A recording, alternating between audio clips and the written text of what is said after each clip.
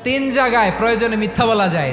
এক নাম্বার, আপনার ওয়াইফকে খুশি করার জন্য, সে একটু এরকম না বলে একটু কৌশল করে বললে খুশি হবে, ওটা বলা যায়। দুই নাম্বার, জীবন মরণের ব্যাপার, যান বাঁচানোর জন্য একটু কৌশল করে ঘুরিয়ে বললেন, এটা জায়েজ। তিন নাম্বার, দুইজন ঝগড়া লাগছে তাদেরকে মিলিয়ে দেওয়ার জন্য কৌশল করে একটু মিথ্যা বলা, ঘুরিয়ে বলা যায়। দুইজনের মধ্যে দেখলেন যে সম্পর্ক খারাপ, একজনরে বললেন, ভাই সে তো ওই দিন আপনার ব্যাপারে অনেক প্রশংসা। কি আমার ব্যাপারে প্রশংসা? কি বললো? এই বললো আপনি নাকি এই করছেন ওই করছেন, অনেক প্রশংসা। লোকটার মন খুশি হয়ে যাবে তার ব্যাপারে, ঠিক কিনা?